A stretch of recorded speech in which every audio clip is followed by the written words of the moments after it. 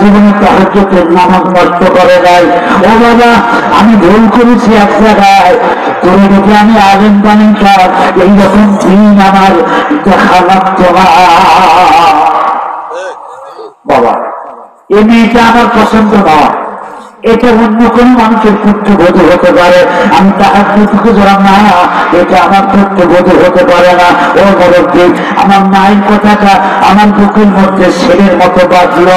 মা আর ভালো নাই, মা আমার মহব্বতের মানুষকে পছন্দ করে না। বাড়ির থেকে বেরোলাম, তুই তোমাকে ডাকলাম, কোর্ট ম্যারেজ করলাম, লাল শাড়ি পরে যখন আমার বাড়ির মধ্যে আমি ঢুকতেছি, আমার দক্ষিণী মা বাড়ির গেটের মধ্যে দাঁড়ায় আছে। মা মনে করতে পারে নাই কোনোদিন আমার ছেলে আমাকে না জানায় বিয়ে করবে। ছোট ভাইরা, মা বাপকে না জানায় বিয়ে করবে, বউ তোমাকে কষ্ট দিবে। কথা কন মুরব্বী, আমার বিবির চেহারা থেকে মা বুঝতে পারছে না বিবাহ করেছে। মা রাগ করে বড় ঘরে যায়, সে বলল, মা মনে করেছে বুঝে আমার কাছে একটা মাপ নেবে না। আমার দিলটা এত শক্ত হয়ে গেছিল হুজুর, আমি নারীর প্রেমে এত নগ্ন হয়ে গেছিলাম। আসলে আমাদের সময় মা রমে গেল, ওই সময় যা মায়ের পাও ধরে মাপ নিতাম, তাহলে মা অবশ্যই মনে হয় মাফ করে দিত। মাগরিব গেল, এশা গেল, রাত যখন 10টা হয়ে গেল, আমি 2 প্যাকেট বিরিয়ানি আনালাম। যে মা আমাকে পরীক্ষার পাশের পরে আমাকে দুধ দিছে, মা নিজে খায় নাই। আর আজকে বিয়ের দিনে মা বড় ঘরে কাঁদবে, আর আমি মায়ের খবর নিলাম না। আমার হাত অবস্থা না, কার হাত অবস্থা। ওই 2 প্যাকেট বিরিয়ানি আমি খাইলাম, বউ খাইল, মায়ের খবর নিলাম না। আমার মা মনে হয় ওই রাত সারা রাত ঘুমায় নাই।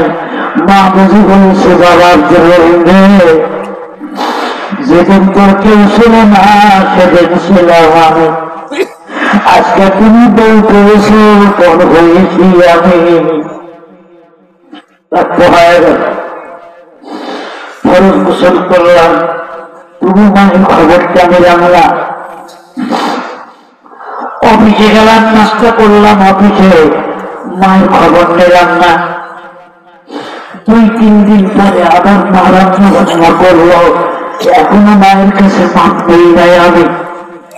একদিন আমার মহব্বতের দিদি বলতেছে, স্বামীর বাবা, তোমার মা আমার সাথে শুধু কটু কথা বলে, এই বড়িকে বাড়ির থেকে আজকেই বের করে দাও। আমি যখন বউয়ের কাছে কথা শুনলাম, আমিও চিন্তা করলাম, মা হলো গার্জেন, মা হলো বোঝা। ও ছোট ভাইরা, তার হাত দিয়া বলি, ভাই বাপ মাকে বোঝা মনে করিও না। তোমার টাইলস করা বাড়ির মধ্যে তোমার বুড়া মা বাপ আছে থেকে তোমার বাড়িটা এত সুন্দর দেখা যায়।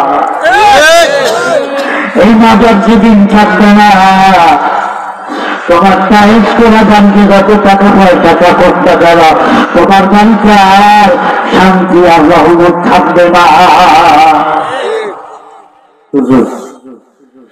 ডান হাতটা আমার আবার দেখতে পাচ্ছেন, আমি মায়ের কাছে গিয়ে দাঁড়ালাম, মার পিছে গিয়ে দাঁড়ালাম। মা দরজার ঘরটা ওই উঠানের বারান্দার ঘর দাঁড়িয়েছিল, আমি একটু ভবিষ্যৎ করলাম না। আমার এই ডান হাতটা ধোয়া, এই ডান হাতটা ধোয়া আমার মার মাথার মধ্যে ঘাড়ের মধ্যে হাত দিলাম। আমার বউগুলো জোরে একটা ধাক্কা দাও। আমি যখন জোরে ধাক্কা দিলাম, ওই মাকে যে মার পেটে আমি 10 দিন ছিলাম, যে মার পেটের মধ্যে লাগতেছি, মা আরো কষ্ট বুঝি। গরু মা যখন উঠানের মধ্যে পড়ে গেল, আমার বউ বলতেছে, গরু পিঠের মধ্যে লাগতে পারো। আমার চানটাকে এমনি অবাক হয়ে যায় নাই। আমি চানটাকে উঠাইয়া মার পিঠের মধ্যে জোরে যখন একটা লাঠি বসিয়ে দিলাম, কোদার আলুর জোরে থরথর করে কাঁপতেছে। আমার জবান খানা যেন বন্ধ হয়ে গেল। অল্প শোকে কাপড়, অধিক শোকে পাথর। মানুষে কষ্ট দিলে সহ্য করা যায়, দেখা দেখি কষ্ট দিলে কি সহ্য করা যায়।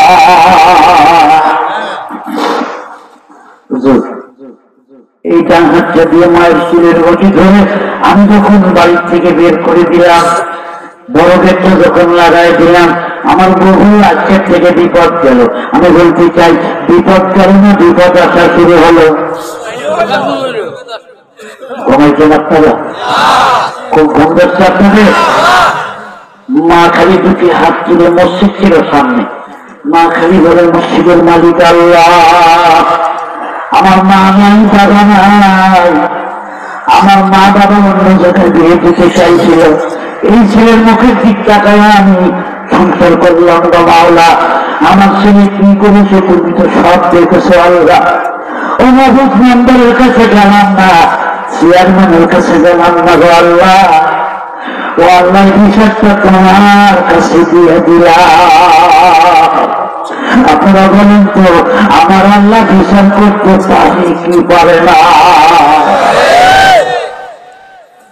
বিচারটা কেমনে করছে 2 মিনিটে বলবো, 12টা বেজে গেছে। শুনলেন আপনারা? যাদের চোখে এক ফোঁটা পানি এসেছে। আমিও মা হারা মানুষ। আমার মা বলতে, বাবা বড্ড আশা করে তোমাকে আবেদন জানাইছি বাবা, মারা গেলে প্রতিদিন দোয়া করবে তো? সুবহানাল্লাহ বলেন না? মায়ের হাত করে ধরেছিলাম, মা একবার না, যতবার চায়না মাঝে ভর্তি, ততবার ভর্তির আবহাওয়া তোমার জন্য রিজার্ভ থাকবে। এইটা আমার কবরস্থানটা কি আছে? কোন ক্ষেত্রে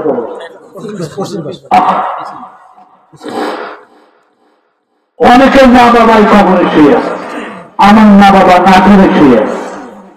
রসুল একটা কথা বলেছে, এক সন্তান যদি হাত তুলে আল্লাহ তার হাত তুলে দেয় না।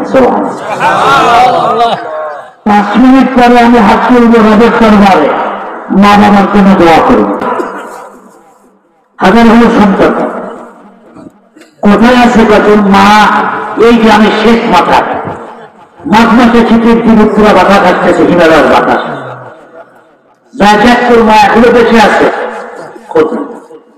হুজুর মুরব্বী, আমি গেলাম, আমি গিয়ে দেখি মা যে শুয়ে আছে যে জায়গায়, চতুর্পাশে বেড়া নাই, এক পাশে বেড়া, 3 পাশে উঠলাম, মার গায়ে একটা কম্বল পর্যন্ত নাই। যে কাপড়টা পরে মা বাড়ির থেকে বের হয়েছিল, 6 মাসের মধ্যে মা বুঝি কাপড়টাও ধৌত করে নাই। 6 মাসের মধ্যে বুঝি মার মাথার মধ্যে তেল ওঠে নাই। 6 মাসের মধ্যে মা কি খাইছে কি করছে জানি না। দেখি মার মাথাটা উত্তর দিকে, মার পাটা দক্ষিণ দিকে, মার মাথার নিচে একটা বালিশ নেয়। আমি অফিসার, ডবল বালিশ ছাড়া ঘুমাইতে পারি না, আমার মা 6 মাস বালিশ ছাড়া ঘুমাইল। তখনই আমি বুঝলাম আমার কপাল খারাপ, আমার বুঝি মুসিবত আসবে। আমি কমে গেলাম, মার পায়ের কাছে বসলাম মাপ নেবার জন্য, কিন্তু দেখি মার পাটা ঠান্ডা হয়ে গেছে। আমি তো উঠে মার মাথার কাছে যা, মার মাথাটা আমার রানীর উপর নিলাম, মার মাথার উপরে হাত দিয়ে দেখি মার মাথাও ঠান্ডা হয়ে গেছে। আমি টুকরে কেটে উঠলাম, পায়ের কাছে বসে বললাম, মা আমি ভুল করেছি, মা তুই আমারে মাফ করে দাও। গ্রামের মানুষ কয়, ও আল্লাহর বান্দারে, আর কান্দাকাটি করে লাভ নেই রে, ফাইসলা তো 6 মাস আগে হয়ে গেছে। মা কবরে শুয়ে আছে, মা কবরে রেখে এসে স্বামী কি 2 দিন ঘুমায় আছি। আমি ঘুমের থেকে উঠে দেখি আমার চান হাতটা অবাক হয়ে গেছে।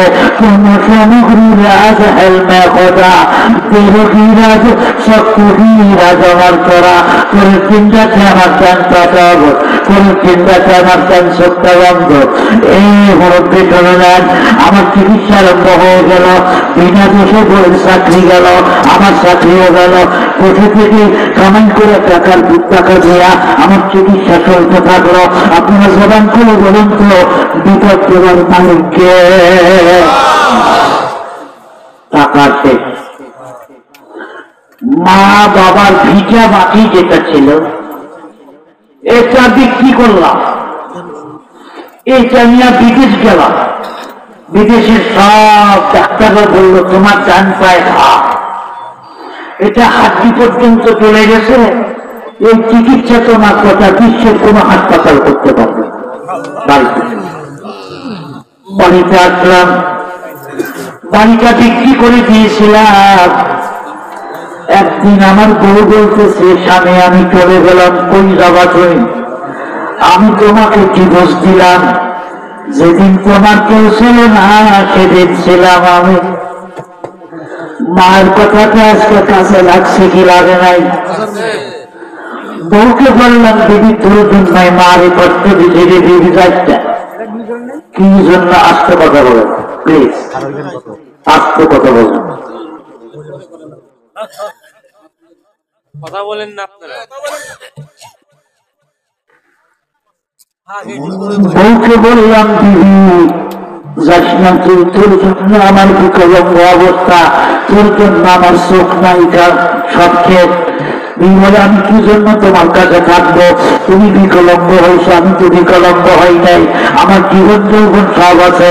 আমাকে লাথি মেরেছি। আমার বউ যখন চলে গেল, বাড়ি যার কাছে বিক্রি করছিলাম সে আমাকে বের করে দিল।